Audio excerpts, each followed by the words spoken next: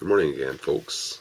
Steve here with a little update on our coffee chat meeting, which took place last night. It was on the topic of problems. A lot of people don't like to use the word problem, but we had that topic anyways. We had previously talked about wealth, our last discussion, and somehow this topic came up with regards to the wealth issue.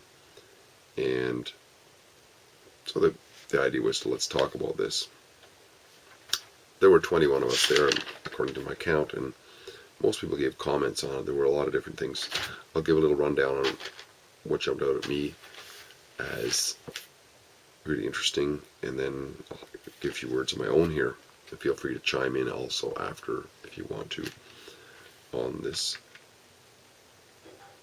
blog here.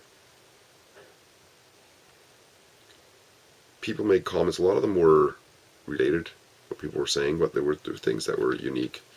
One guy talked about how he relates problems to what he learned through math and calculus. Because a lot of times we think of problem solving, right, in math. And to his point, problems are often perceived as derogatory. The word is almost derogatory, but he doesn't see it like that at all. It's all about part of the question of reaching goals, he was to say, or finding a path, or a means to a solution. And that there's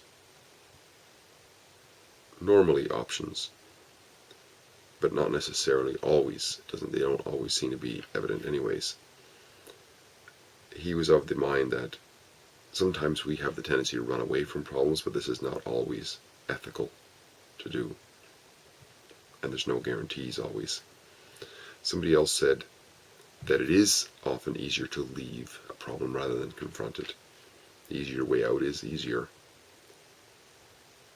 And we can't always control our situations. We only have self-control. That was an interesting point too. Somebody mentioned the problems in the Senate right now that are going on. Well, that's a brief comment. A lot of people see them as presenting opportunities. So the problem itself presents opportunities, and opportunities to grow very often if we choose to see them like that. Somebody said it's important to maintain perspective, that we're not going to be able to fix all the problems. But most can be dealt with. So it was kind of about, which ones are we going to pick? Because we can have so many things that come our way in the course of a day or whatever, right? Somebody mentioned that we can see the process of the approach to problems in everybody, including babies, in the way they start to look at the world. And it's important to see for ourselves what is the real problem. A lot of times we have these things we think are problems, but they're not really problems because they might be irrelevant to what we're doing, but they come up anyways. So lack of knowledge is actually part of the problem often, because then that causes fear, but it also gets us on the wrong path and dealing with stuff we don't necessarily have to do with. She mentioned about how breaking things down into chunks, into steps, makes it easier. Sometimes, though, solving problems actually creates more problems, so we got to be careful what we pick, in other words. Somebody mentioned that it's an opportunity to choose what's best for us. So that's so interesting. Somebody mentioned that there's always a choice, and often that is only seen when we become calm and take a clearer look at it. There are opportunities for growth. Somebody mentioned there's no guarantees in life. The problems are part of the game in life, and they're often caused by lack of awareness, which can be clarified through processes like meditation and so on, getting clear on what it is that we want and what this perceived obstacle or whatever it is part of. Why is it part of us? Somebody mentioned that in his perspective there's no such thing as a problem as long as a solution can be found. So it's almost like he was getting at the point like the problem sort of dissolves once the solution is found. Somebody else mentioned that lack of flexibility and perseverance really sort of fortifies the problem, if you will. So when we remain open-minded, then this flow that some people were talking about is more possible. Somebody mentioned that problems are just situations. It's another way of looking at them, another way of naming them. And that, yes, because some people mentioned that sometimes we can do nothing. But she mentioned that sometimes the doing nothing becomes the problem. So that was an interesting point.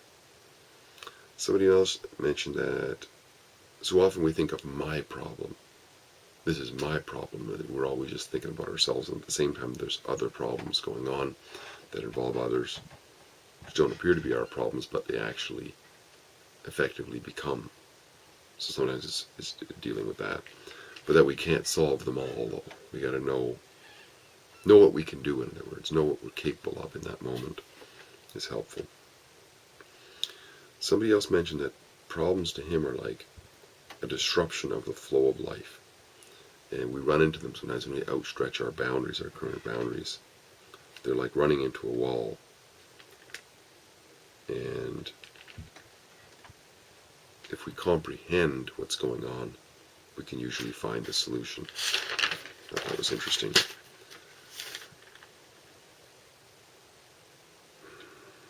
Somebody mentioned that they are great growth potentials. They present great growth potentials. Sometimes it's interesting to say, why am I having this problem? What is it? Because we're involved in it somehow. Why am I having it, maybe?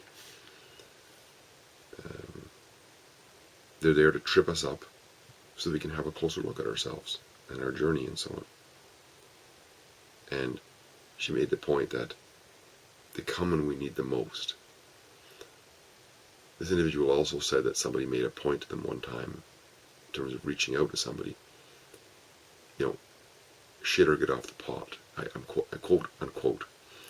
Sometimes we need this. Somebody else mentioned that too, the proverbial kick in the pants we need sometimes, because we just need to be able to see the solution that might be there, but we're not because we're focused on the problem. So somebody else mentioned the reaching out to others in terms of asking a friend for perhaps advice or support or whatever. Or the other option, just leave it aside because it may not be important at this time. It's just something that's come up, Somebody else mentioned that it's an opportunity to look at our thinking. And finally, somebody mentioned that it has to do with perception. A lot of times problems come up as a result of our perception, and if we step back, the solutions can be found. We get a different perception and the solutions can be found. So he also mentioned that the grieving process, especially in a death, which is can be seen as a big problem for some people, loss of a child or what have you, is important in moving on, in the solution of that moving on. And then she mentioned too that in her way, turning things over to God, whatever that is for her, helps in to sort of pacify or to get past the problem, if you will. We then probably had a good hour, or no, maybe 45 minutes of discussion on these topics. Somebody mentioned this 12-step program. There was all kinds of motivation was mentioned, how we're trained to think in a certain way, opinion versus fact, all kinds of different topics. A few words on, I don't want to let this run on too long, but a few words on what I'll write up also in the write-up. So just along this lines. And this topic, like I said, came out of the topic that we had the last coffee chat, which had to do with wealth. I'm not sure exactly how, but just so you know, I don't have a problem with the word problem at all. I figure it's just another word. What does it actually mean? I looked it up even in the etymology, and it's something like pro means go in advance, and then the blemo part is from the Latin, which means like something thrown in front.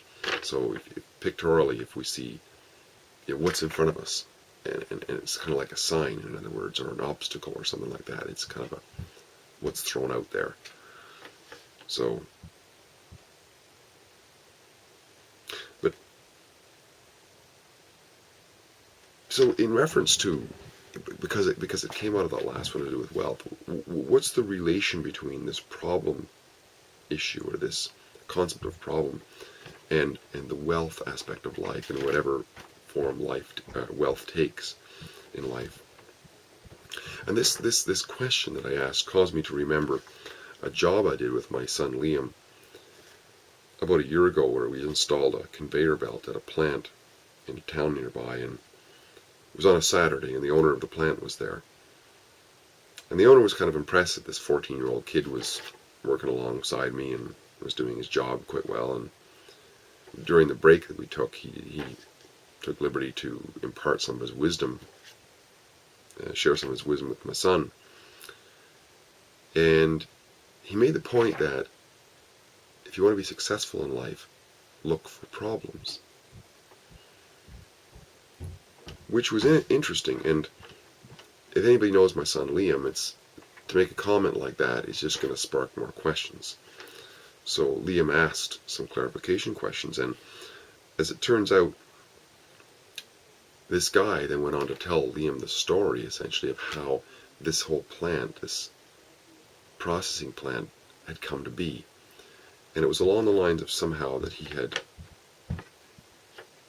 was in the hospital at a certain point. He had gone through so many challenges in his life of health problems and financial problems, and he went broke and the whole works, and he was pretty much felt like he was on his deathbed. And he was in getting some blood work done or something like that, and he noticed that there were these needles getting thrown in the garbage. These needles, these used needles, and he thought to himself, that's a real problem. That can cause injury to people and so on. And he mentioned it to the nurse, and she was like, "Oh yeah, that's a problem. I mean, people get needle stick injuries and this sort of thing all the time." And so rather than him, though, just maybe like most people just see it as a problem and complain about it or whatever, he decided to see it as an opportunity. So he began to look into it a little bit. And interestingly enough, this is another maybe a side benefit of the problem in seeing the opportunity, because that new life is almost bred into us, or breathed into us by the inspiration of finding something that might work, right? And what was interesting, I think he pointed out at that time, I don't remember if it was now, but at that time, at a different time, this guy, this business owner, he tends to be a very spiritual guy in my experience, and he takes comfort in the faith that there's always more to this life for him to comprehend, essentially. Without going into much more detail, this kind of comes across to me as that. And this was one of those examples. I mean, he always has this faith that, no matter what situation he is, there's always potential, at least, to snap out of it, if you will. So that was the first thing. But the second thing, as a result of that, perhaps that, and having found that, seen that problem, equating it into an opportunity, his sickness began to go away almost miraculously. And he began to see the solution. And the solution he began to see was by going to do some research and realizing that government agencies and so on actually were looking for somebody to take on this project, to develop a system for the province to deal with this, because they were getting so many complaints. So he pursued that, and he developed a business which grew province-wide, which is now and it has extended nationwide, to create safe deposit boxes for sharps and be able to process them according to safety standards and so on. So I began to think about that, and it was a really interesting story, because this all came from a problem, a perceived problem at least, and no more than just perceiving. People were actually getting poked with these needles. Which caused me to think of another point, though, which is, there's a book called Think and Grow Rich by Napoleon Hill. And in that book, it's the second chapter, actually. I think it's entitled along the lines of the first step to achievement is desire. And because of this, who am I to say at this point, but I take exception with Napoleon Hill for saying this, because actually, as I see it through the story of what this gentleman shared, and not only that, just what other people share, my own experience in life, is that the desire is prompted by something. So something precedes the desire. What precedes desire is the problem, or the challenge, the pain, whatever you want to call it. Because the desire has got to come as a result of something. And so the recognition of that problem prompts the desire. And the more clear we can see it. I mean, another story I have, like visually, is if I'm paddling down a river, and I see a log jam in the middle with a bunch of crocodiles on it. That can be perceived as a problem. If it's just seen as a problem and I run into it and so on, then it's even a bigger problem. But a lot of times we may have to deal with the problem straight on, in which case, if we can see a reason for it, we're getting beyond it, right? But a lot of times, the problem is just simply a signpost to tell us where we can go. So with that log jam, it's probably telling me to maybe skirt over here. So in that case, it's kind of like a signpost on the highway. It's not so much that it is in itself to be solved in that case. In some cases it is, but in other cases it's just a signpost to say, okay, move over here. So as somebody mentioned in there, sometimes it's the adjustment of the goal, perhaps. It's telling us something. It's actually speaking to us in a way. So the importance, as I see with what some of these stories and whatever he has told us and so on, and the example of what this business owner had told my son, look for problems. The importance is that it's a somewhat different approach, perhaps, than what I had been used to on this topic of problems, because a lot of times they look so burdensome, because I was looking at them in and of themselves, rather than sometimes what they are actually telling me.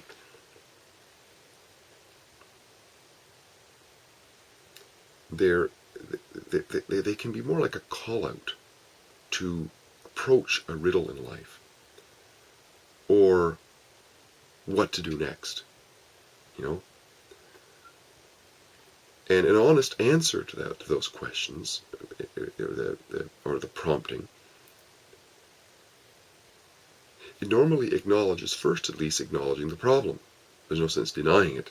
Acknowledging the problem first, and then noticing what I can learn from it, or what steps I can take to approach it. And what I find is that it becomes easier to see what I'm wanted based on the experience of addressing it. So I would say then that the value of problems is absolutely huge. Because, especially in seeing them in this light, because I or anybody else can get to acknowledge they are absolutely essential. They're part of the game, as somebody mentioned, as stepping posts or signposts or guideposts, or they're signals to us. And as such, then, we can choose to be grateful for them. And I find that by being grateful for them, it kind of diffuses the tendency for them to be just simply burdens, or just simply roadblocks, or just simply walls that I then can't get beyond. Well, some thoughts on that anyways. It was great sharing with you, and I hope you all had a takeaway from our meeting. Our next topic is going to be on entrepreneurship, which is an interesting flow out of here, because that has a lot to do with the idea of recognizing challenges or problems, whatever you want to call them, and then being able to do something with them. So, look forward to talking to you soon. Bye-bye.